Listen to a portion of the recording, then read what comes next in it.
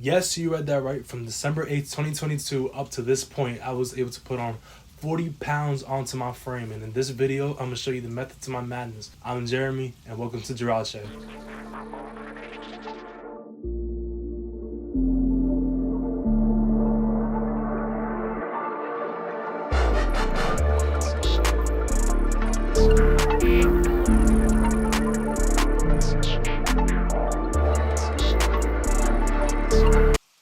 I don't want to waste your time now that you're here, but before I get into this video, I have to put out a disclaimer for those that you know. Not everybody's going to be able to have the same results as I am, unfortunately. We all have different set of genetics and we all have different genes. But the focus here isn't to look like somebody else, but rather to better on yourself using the 3 things I'm going to be getting into. Speaking of which, number 1, your training. Your relationship with your training is almost going to always dictate the way that you look outside the gym and how strong you are outside the gym. So when you're training, there's 3 things that you should be focusing on: rep ranges, rest time, intensity. Let's get started with your rep ranges. Staying in that 6 to 8 rep range, 6 to 10 rep range is going to be the best for you to build muscle. Anything into 12 or 15 not only isn't going to be mostly for conditioning, but it's going to be worse for creating that muscle failure that we're looking for to build hypertrophy. Hypertrophy is the mitosis your cells go through to build muscle. In simple terms, it's the groundwork for you to get those gains. And staying into those lower numbers without falling into powerlifting numbers, which is usually 3 to 5, will keep you in that nice area where not only are you getting stronger, but you're also building way more muscle than you were if you were to go into those later rep ranges. Number 2, your rest time. People undervalue your rest time so much, and it could be the reason why you aren't progressing as much as you could. Now imagine 2 people. You have one who goes into their sets every 30 seconds. He knows the first ones he's strong.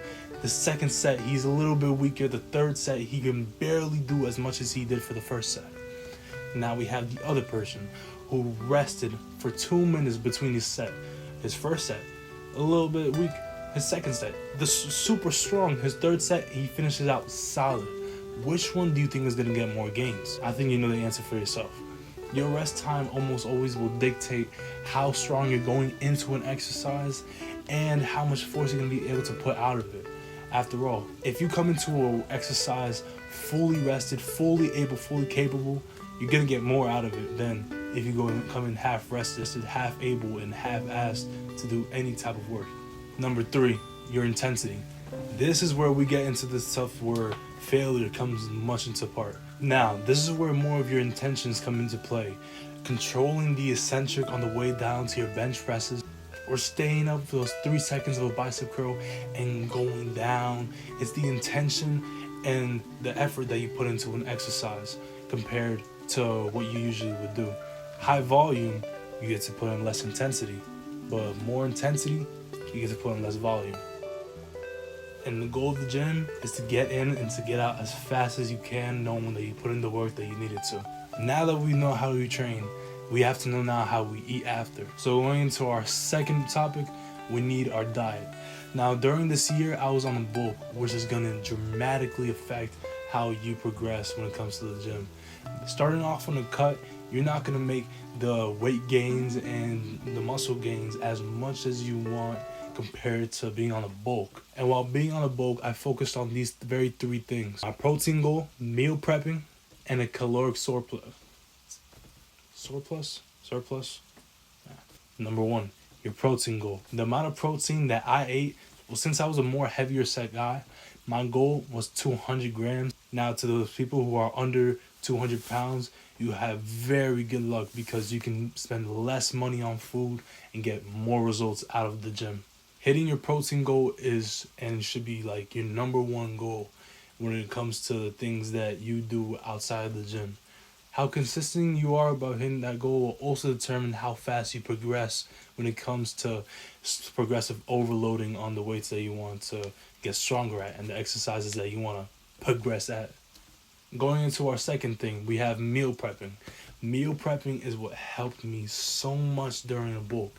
Now, it's very easy to shove in all the unhealthy foods that you can think of and call it a bulk, but the amount of protein that you get off of 2 chicken breasts compared to a quarter pounder that you get at McDonald's, vastly different. Even though that quarter pounder will probably give you more fat, if anything.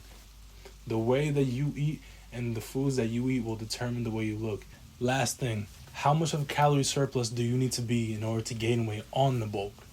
Now, my approach was eating 400, 500 to 300 calories over my maintenance.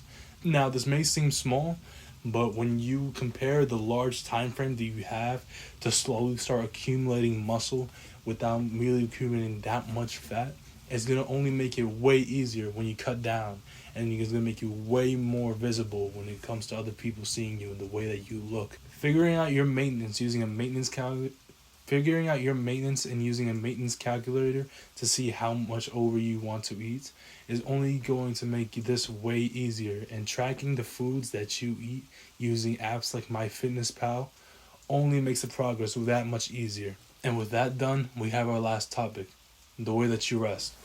On your rest days, wait for it, you are supposed to rest. I know. Based on the fitness motivation coaches that you've seen, whether it be through TikTok, YouTube, or Instagram, it makes it seem like you have to grind out every day. But your muscles grow outside of the gym, and I promise you, you're going to make way more progress if you put in those 1 day breaks in between those 3 days of training, let's say, or those 2 day breaks in between the 4 days of training.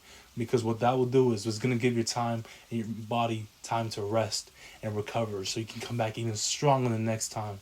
The way that you rest and the way that you sleep throughout each day, sleep especially, is going to also determine how well of a workout you're going to have. If you're running on 3 hours of sleep and you're trying to hit a leg day, it's going to be way different compared to if you had a full 8 hours of rest with rest days to help back you up and you coming to this leg day strong as hell. It could be the difference of you hitting 315 compared to 505. And that's something that I had to learn the hard way, coming from somebody who was also inspired by those fitness motivation TikToks that made it seem like the grind is every single day. Now, when it comes to your diet, you should be eating to only hit your protein goal and to hit the caloric surplus you need to hit. It does not matter much what foods you consume to hit these things, even though I personally recommend clean food. We can't always be perfect and 100% every single day. So on your rest days, it's fine. You can have yourself a cupcake. You can have yourself that small little treat to reward yourself for the consistency that you've had, especially on a bulk, which has less of that chained and tied down feeling that you would probably feel when you're cutting down. Fitness is all about adaptation and making it personally yours. And these are just my takes on how I was able to gain 40 pounds within this last 12 months.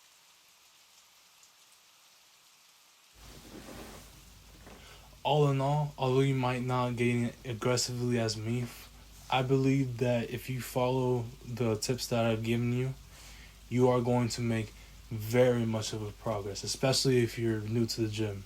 So with that, I leave you to it, and best of gains to all of y'all.